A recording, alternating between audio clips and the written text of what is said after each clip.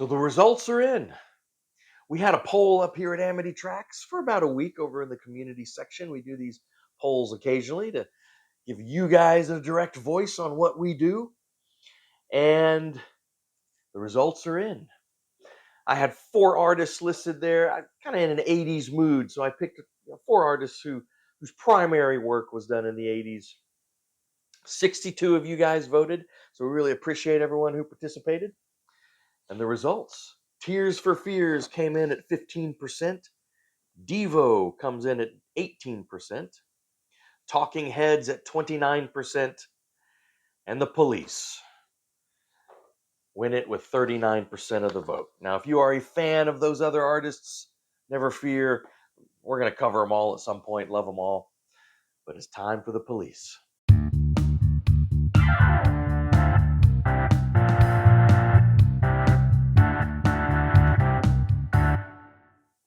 Hey guys, welcome to Amity Tracks.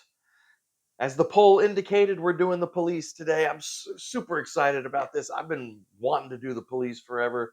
One of my favorite bands. I just come out and say that at the outset. Love The Police. I have loved The Police since I really started getting into music seriously, which, of course, by my age, about the early 80s was when I was really diving into anything beyond Kiss. and yeah, and The Police, they were just huge at that time. Somewhere around Ghost in the Machine and Synchronicity when they were kind of reaching their peak, where I really got on board, and I've loved them ever since. I mean, they've always been a favorite band of mine.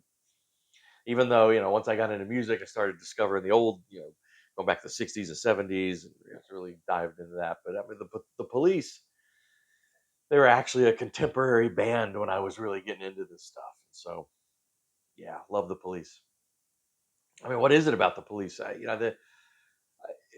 think a big part of it is those three guys. I mean, just unique musicians, and then bringing that uniqueness together to make the sound of The Police. Of course, you have Stuart Copeland on drums, one of my all-time favorite drummers. I think Stuart Copeland is just so amazing, so awesome. Um, it's not even so much his drumming, but it's what he does, like on the hi hat, and all these other things. He's really a percussionist versus just a drummer. And yeah, Stuart Copeland just is one of those drummers that, I don't know. For me, you listen to Police music, I will like hone in and like, what's Stuart doing? It's just so awesome. Just love it. Andy Summers on guitar. I think a really unique guitarist coming out at that time, late 70s, where really much more about kind of atmosphere. Used a lot of effects to because when you have a trio of musicians, there's a lot of space, and so he kind of helped fill that space, not like a traditional power trio like Cream or ZZ Top or something, with just a bunch of kind of overdrive and distortion and the big guitars. His guitars, his guitar style, like I said, is real more kind of atmospheric, and use of effects, some kind of sparse rhythms sometimes. I mean, he could solo and does solo occasionally, but that's not, you don't think guitar solos when you think Andy Summers. You think about I mean, I don't think you have the edge, of U2 if you didn't have Andy Summers before, with his influence. That type of guitar playing, that kind of atmospheric type of guitar playing. So I really admire. I mean, I don't know. To me, it's kind of a lot easier for I'll just be awesome and learn fast solos versus like how do you really fill that space with this just interesting sound. And then of course Sting on bass, vocals, primary songwriter. I mean, one of the superstars of the '80s in all respects. Uh, I mean, an amazing songwriter. Look at the huge hits these guys had. Great bass player again. The within a trio setting, and Andy Summers being a more atmospheric type player, it was often Sting's bass line that was sort of the driving force, and almost sometimes kind of the melody line in there. Just awesome, awesome. And then he could sing with that immediately identifiable voice. Yeah, I mean, so all those guys coming together, just this unique musicianship. Now, just real quick in the history, right? Or the original guitar player was not Andy Summers; it was Henri Padovani, and but he was dropped fairly quickly. Andy Summers, I think it was, I think Padovani was on their first single, "Fallout," which is Stuart Copeland written tune. And pretty soon after that, they replaced Padovani with Andy Summers, and you have the classic Police lineup. Yeah, so and 5 albums. I mean, the legacy is only 5 studio albums. They kind of quit while they're ahead, quit on top, which is pretty, sometimes kind of rare. I think now it's not like it was totally planned. These guys, the relationship was totally falling apart at that, the synchronicity era. I mean, just go on YouTube, type in something like Sting versus Stuart Copeland or something. Legendary fights, sometimes physical, between all these guys. So that was part of it. But yeah, but it also made a real succinct, tight legacy with just these 5 great albums. We didn't have to sit there and watch them slowly decline, right? Well, let's get into it. I'm gonna rank the 5 studio albums, and we'll talk live stuff, and then we'll talk compilations, and then briefly kind of get into some of their solo careers as well. All right, just to show you how much I love this band, 4 out of these 5 records have held my number one spot at different times. The only one that's never quite reached number one, but I really like it too, and that's what I do have in my number 5 slot. I have the debut 1978's Outlandos de Amor. They kind of, when they first came out, they were trying to sort of skirt that, get a little punk credibility, but new wave. And I mean, they never did the punk thing convincingly. They honestly, they were too good of musicians really to do that convincingly. So yeah, but this is their most kind of straight ahead, like, rock driving record. And straight out of the gate, Sting shows us what just a killer songwriter he is. I mean, Next to You, So Lonely, Roxanne, Can't Stand Losing You. Straight out of the gate, huge hits. I mean, songs that we still listen to today. And it just, he could go for the jugular on the charts, but also just write really interesting songs as well. Like I said, this is kind of a straight ahead rocker. You have Be My Girl Sally on here, which Andy Summers, Andy Summers always provided some of the more strange compositions. His Ode to a Blow Up Doll. That would be an interesting subgenre to investigate. I can think of the Roxy Music song. There's quite a few songs about blow up dolls for some reason, but that's definitely one of them. Be My Girl Sally. But yeah, just a great record, and you know there are indications of what was coming. Yeah, I mean, from the outset, that sort of kind of reggae rhythms that they tried to merge into new wave, and did it very successfully, I think. All right, and my number 4 slot, I have 1980s Zenyatta Mondada right here.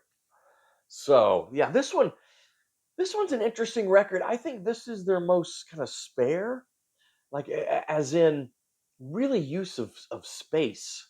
The songs aren't crowded with instruments. I mean, there's some of Andy Summers' most kind of sparse playing, rhythm playing, but really interesting. Everything breathes here. Sting's bass is huge in here, and again, you want the hits. Don't Stand So Close to Me, da do do do da da da. And those are the 2 big hits off of this one. That whole first side, though, man. Don't Stand So Close to Me, Driven to Tears. When the world is running down, you make the best of what's still around. Canary in a coal mine, voices inside my head, bombs away. Bombs, bombs away that's a fun song. That's Stuart Copeland, yeah, wrote that one, and references a little bit of his. Copeland had an interesting life growing up. His father was in the CIA, so he traveled and like lived in the Middle East and all this kind of stuff. And it's, you could tell some of his songs interesting. But one of my other favorite stories about Stuart Copeland is he also used to write reviews for different periodicals in England when the police were just starting out. So he would write under these pseudonyms, like praising this new band, the Police, and it was like actually Copeland writing these reviews. It's pretty, yeah. You do what you got to do, right? It's pretty awesome. But yeah, the second side I think is a little weaker, and you find that on the at least the first three Police records. They're really front loaded, and it is here too. But yeah, still a fantastic record. All right, in my number three slot, and it pains me to have this at three, but yeah, it's just these top three records. I really love all of these, but I've got 1979's Regatta de Blanc, their second release. Again, really front loaded. I mean, opening with what might be kind of their great rock song, which is "Message in a Bottle." I mean, that guitar riff alone is just classic. The title track I love. That's instrumental track. Really shows their musicianship and how they can really driving too. I mean, it's awesome. It's all right for you is a great rocker. Bring on the Night showcases Andy Summers. Those little fast kind of arpeggios he's doing on there. Death Wish is an underrated track. Side two opening up with Walking on the Moon. That's one of the two, Message in a Bottle, Walking on the Moon, two big hits on here. And I got to talk about that kind of sparse use of sound or of space. Walk on the Moon's perfect song for that. Walk on the Moon's a great song to really listen to Stuart Copeland and what he's doing on the hi hat and all that. Just those rhythm, those rhythms on there. So just listen to that song and just listen, like focus on Copeland. I think this may be the best showcase, at least as far as the Police go, for Stuart Copeland's playing. God, it's good, awesome. Okay, my number two, man, for a long time has been my number one, but I had to switch them. Yeah, I mean, they're close. One and two are close. Of course, it's the final two records, right, before they broke up. So, going out on top, right? I've got Synchronicity, by far their largest commercial success, huge. I mean, 1983. This put them. I mean, they were the biggest band in the world for a little while this was going. Synchronicity is just again, packed. I mean, you got four huge hits on here. Synchronicity 2, Every Breath You Take, King of Pain, Wrapped Around Your Finger, and kind of actually backloaded on this one because most of those hits kind of in the second half. But the whole thing, though, is awesome. Synchronicity 1, Synchronicity 2. I love how the first side of this record bookended by those two. And you take a song like Every Breath You Take, and talk about the songwriting of Sting, how he can really make these incredibly catchy songs, and how that song is played at people's weddings. People think it's this wonderful love song, but listen to the lyrics, and it's like this really creepy stalker song. I mean, he's stalking this woman, but it's the song sounds so great that it's people think it's a love song. It's crazy. King of Pain may be my favorite at times. Has been my favorite Police song ever. So great. And take again, use of space. Look at Wrapped Around Your Finger. Pull out the lyrics here. This always amazes me. Sting is so great of a songwriter, that he can have a hit single with lines like, "You consider me the young apprentice caught between the Scylla and Charybdis. Mephistopheles is not your name, but I know what you're up to just the same." Fitting Mephistopheles in a line. "I will turn your face to alabaster, and then you will find your servant is your master." I mean, I don't know. Just if you could tell someone this is going to be a hit single, and you got to put the words Scylla, Charybdis, Mephistopheles, and alabaster in the lyrics, could you do it? Well, Sting did. I mean, it's just crazy, but great stuff. Great stuff. My favorite Police record, though, is Ghost in the Machine, from 1981. Now, on this channel a while back, I did a review because, just real quick, this last year, it was in November sometime, they released this, which is kind of a nice picture disc here, kind of remixed, resequenced Ghost in the Machine with some of the B-sides and extra tracks featured on here, and apparently sort of the original intention of what the sequence would be, which is interesting. And again, if you're interested in this, go go. It's in the reviews section. Go find that. But obviously, for this purposes of this video, I will be discussing the Ghost in the Machine that we all know and love, that we all recognize. I don't know, just from the sparseness of the sound of Zenyatta Mandata, this is got a lot fuller sound. Not just in the production, but that's a big part of it. But adding horns, adding some synthesizers, just kind of filling out the sound a bit. And to me, it's the most cohesive. I mean, it really feels kind of together of a piece. Uh, as usual, you got great hits off of here. Spirits in the Material World. Every little thing she does is magic. Might be one of the great pop hits of the 80s. So catchy. Invisible Sun. So great. Those are the first three tracks. So they kind of hit you with the singles. Just boom, boom, boom. Demolition Man, probably their hardest rocker with, soloing from Andy Summers. You don't hear as much all over the place. But that second side really unfolds pretty well too. Those horns on those first couple of tracks. One World, I think, really shows their kind of use of reggae rhythms in the pop realm. I even like Omega Man rocks. Omega Man's great. And Secret Journey. Listen carefully to that. It's a sort of a template, at least sound wise. Listen to like the little arpeggios that Andy Summers is doing for Every Breath You Take Later. Yeah, it's just love this record. This is I've come to appreciate it even more lately, into where it has taken my number one spot.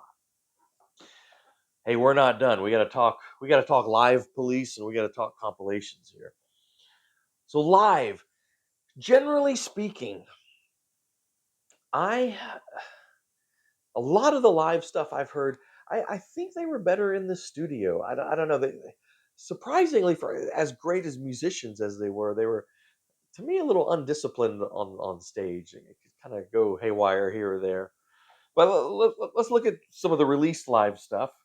I just have this on CD. I think this was put out on Record Store Day on vinyl. I don't know one year, but I don't need it. But I'm okay on CD. The Police Live, which is interesting. So it's two discs, and the first disc is a show. I should have checked the dates. I think it's from 78 or so, 78, 79. And yeah, so I think they were touring for Regatta de Blanc from Boston, and it's fast, it's loose, it's really funny. You can hear Sting and Stuart Copeland actually arguing at points during the show, even on the stage. So, disc, and it's kind of interesting. Disc two is a show from the Synchronicity tour. So you kind of have this, and you have kind of these two shows sort of bookending you know their run. The Synchronicity show I don't think is as great. I don't know, it's just kind of weighed down. They have some backup singers, and I thought it was better when they were a lean, mean trio on the stage, having to do everything. But that Synchronicity show I have it on DVD. That was broadcast like all over MTV for a long time, so it's a pretty well known show. If you're around and watching MTV, you probably saw them broadcast that show a lot. Now, next, I'm going kind of in chronological order of performance, but this was actually released last year, 2022. And it was originally kind of an old documentary film, but they finally put it out on vinyl and on CD, and it's around the world. This is actually fantastic. From that same era as that first disc on that live, they're basically doing um, material from their first two records. And yeah, again, I should have checked the recording date here. It's 79 was when this was recorded. For some reason, this is a lot better than that Police Live. This is really good. I mean, they're on this stuff. If you get the deluxe DVD or CD version, there's a couple extra tracks, and then the DVD of the film is actually in there too, the documentary film. So it's kind of cool to watch. Now, this last live album was from 2008. It was from their reunion tour. My T-shirt. I got to see them. That was a dream come true. That was like something I never thought would happen, because they had broken up before I really started attending concerts. And when they were doing that reunion tour in 2007 and 2008, I jumped on it, and it was an incredible show. What was interesting is they actually sounded like they were better musicians then than even they were in the 80s. Like they improved. Because, I mean, all three of these guys have been active the whole time, doing all kinds of stuff. So their chops are still, really good. And if anything, they've gotten better. And they put out this called Certifiable, which I think is a joke on, like, I think Sting had once said, certifiable if I ever agreed to play with the police again. Well, here you go. The money was too much. But yeah, this is a 3 record set. It's the entire show from Buenos Aires on that tour, and I highly recommend this. I mean, it is just God is good. I mean, 5-star record, really, in my view. I mean, I love this exactly as I remember seeing that show. I saw the Houston show. God, it was great. Oh, I usually give my 5 stars. I go with Synchronicity and Ghost in the Machine as 5-star records here as far as their studio work.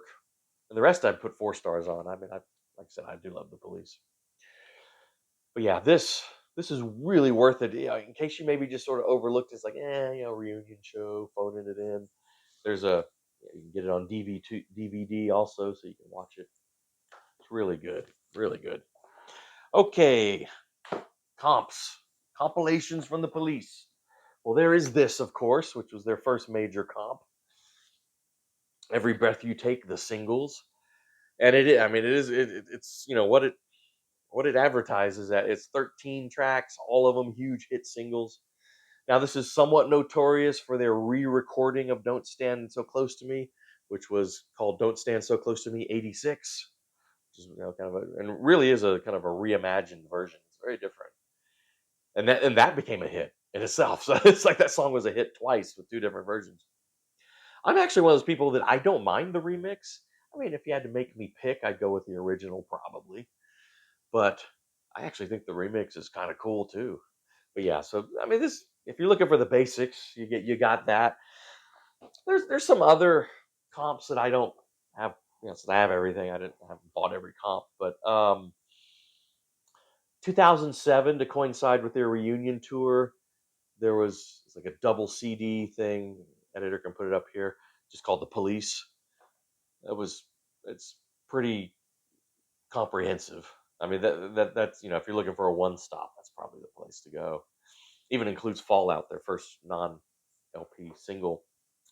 Um, Now I didn't pull it off the shelf here. I do have Message in a Box, which is the 4 CD box set. I mean, if you really want it all in one package, that's the one to go for. It's 4 CDs.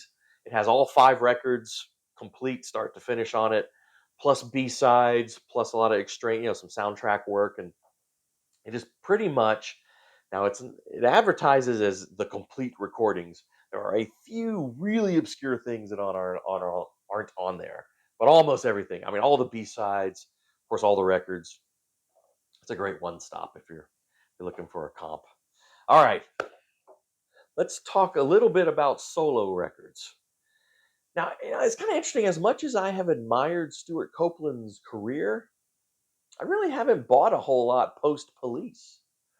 Now, I did find this. This is his notorious Clark Kent album, and this was put out around Zenyatta Mandata, and it's actually like a little EP in here. It's like 6 tracks, and he did it under a pseudonym because they decided they didn't want any sort of solo work competing with the band that was still kind of on the rise, and so he did it under this Clark Kent pseudonym.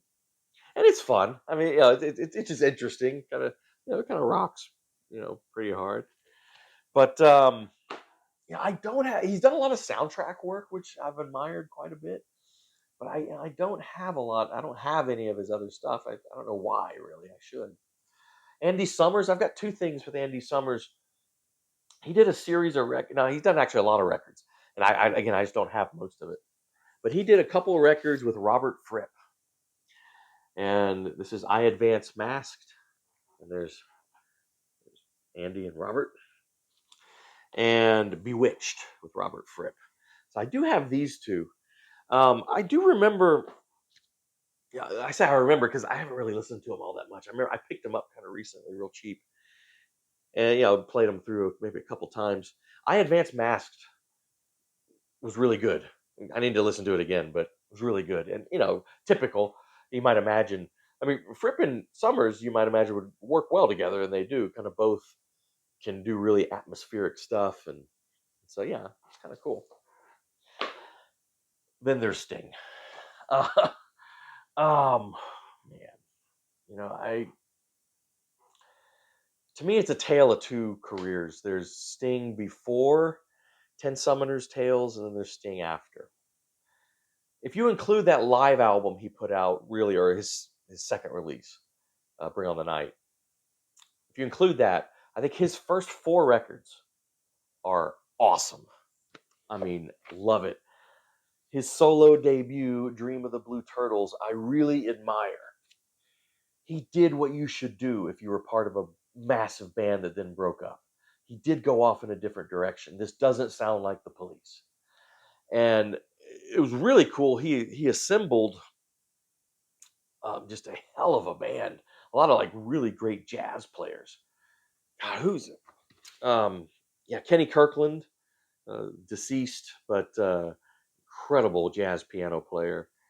Omar Hakim on drums, Branford Marsalis on saxophone, and Daryl Jones on bass. Just, I mean, that is a hell of a band. I mean, huge jazz players in the 80s. And they all came on board with Sting's record. Although it's not really a jazz record, so to speak, but just some great playing on there. God.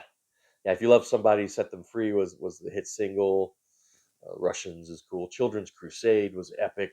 Fortress Around Your Heart is an incredible song. Just you go to Rick Beato's channel. Rick Beato actually did a really interesting whole episode on that. We worked the Black Seam. So great. So great. And to really showcase this band, he put out a double live album with these guys, and they really stretch out on this live album, Bring On the Night. It was like a 10-minute version of that Police song where Kenny Kirkland just goes nuts on the piano. It's kind of cool. Some of the stuff off of his solo debut, and then they bring out some Police songs like Bring On the Night, When the World Is Running Down, You Make the Best of What's Still Around, Driven to Tears, Demolition Man, One World, um, Tea in the Sahara. Yeah, so they bring out some and really, but with this band, it's really unique and interesting. All right, real quick, I'm wrapping up here. Nothing Like the Sun was pretty awesome, real atmospheric here on this one. I always kind of laugh. The song "They Dance Alone" kind of shows the ego of Sting in some ways. If you look at the credits there, he has Mark Knopfler and Eric Clapton both on guitar on that song, and some other guy.